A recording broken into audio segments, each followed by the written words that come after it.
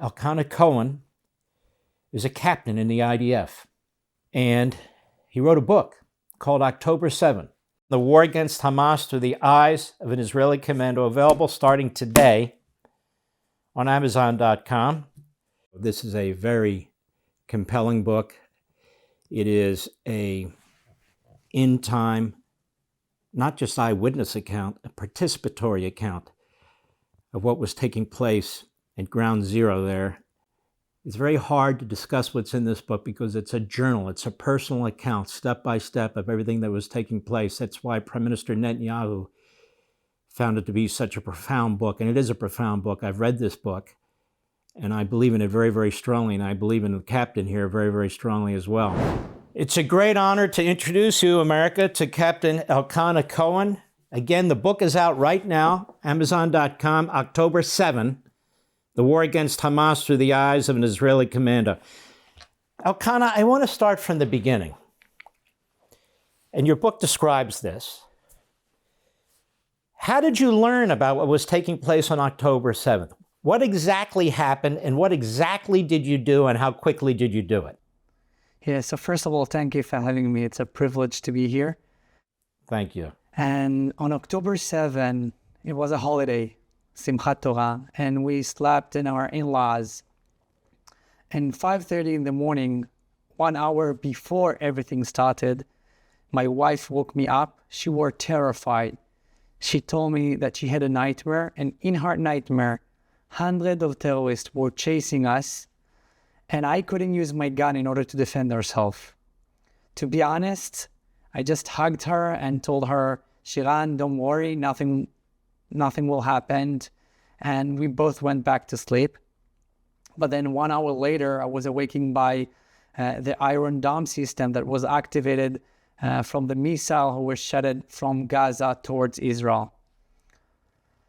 At that point, I understood that something's going on. And I told my wife, we're going to meet at the shul, because we were sure that everything, it will be as Simchat Torah as usually.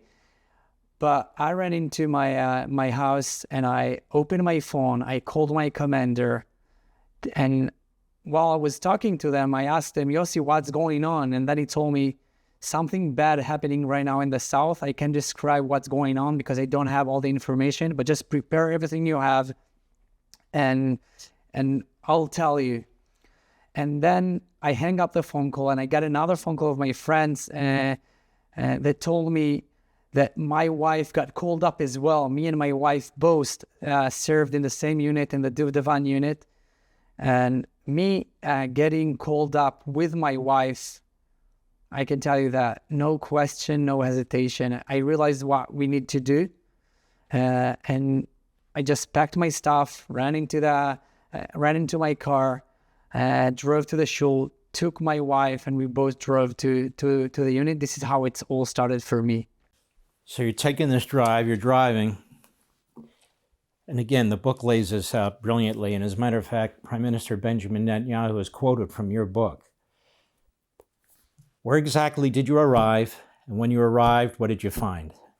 So I went into my base, and when I entered into the base, I saw that there was hundreds or even thousands of people that voluntarily jumped and left everything, stopped everything, and ran to defend their country. Actually, they told me that they already have too many people in the base and I can leave and go. I said, no way, I'm leaving that. And then they told me we don't have any equipment. So this is the point where I decided to, I don't know if I'm allowed to do that, but to breach one of the places. I took the vest and everything, and I drove into my old team, the team that I used to train with on my active service, into a different base, Bilu, which we were prepared for the fight.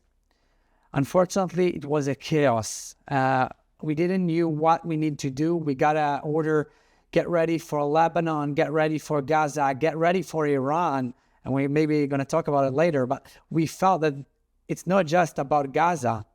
And we went into 3 weeks of preparation and getting ready to fight.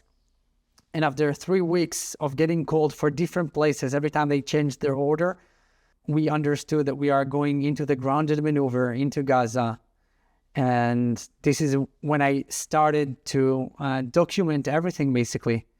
During my fight, I understand that we are witnessing to something that the entire world should understand and know and be aware.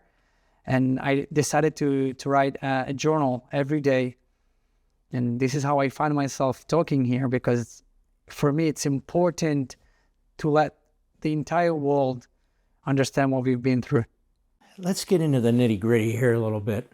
When you enter Gaza, when do you first confront and engage the enemy? And what was that initial engagement like? So when we first entered Gaza, the first engagement was after a few weeks, not the first moment, because we mostly engaged, I have no other word to describe it instead of rats. And I'll tell you why I'm saying that. Because they're not fighting as a combat soldier. I'm dressed with uniform. Everyone knows and recognizes that we are the IDF.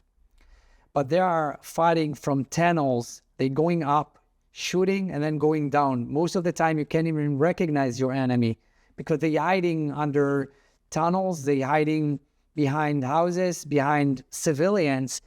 And so for the first, I think, 2 weeks, we didn't saw anyone. We just heard like gunshot towards us, and then they vanished and disappeared. But we did saw the amount of weapons and mortar picture in every house. You know, some of the people trying to say it's Hamas. Well, it is Hamas, but it's not just Hamas. Hamas, it's a name code. But I can tell that every house that I've been through had ammunition, rifles, mortar pictures in their houses. We saw grenade under baby beds. It was everywhere. And so when we're talking about Hamas, it's not just Hamas. I think the majority of the people in Gaza, at least the places that I've been, in the northern part of Gaza, was totally supporting Hamas, were totally supporting the October 7 breach and what the horrible act that they did there. It was shocking knowledge for me because, as I told you, I'm reserve. I'm not an active duty. I'm reserve duty, and I rather have a boring life. Believe me, I rather to stay in my house with my wife, with as a newlywed and expecting father with my future baby. But they forced me to fight, and I'm glad and proud to fight for my country. But I can't imagine why, for any reason, why people will put ammunition under his baby beds. Why would they support such a horrible thing? And me getting into Gaza for the first time, I try to look for some innocent people that I would say, all right, there is a hope. There is maybe a reason for peace. You know, when I'm interviewed, some people ask me, what do you think about peace? I want peace. I'm desire for that. But unfortunately, I cannot see any peace with someone who wants to kill me. And it's not one or two people. It's the majority over there. And yeah, this is what the first experience that I had. For all this and much more, sign up for Levin TV.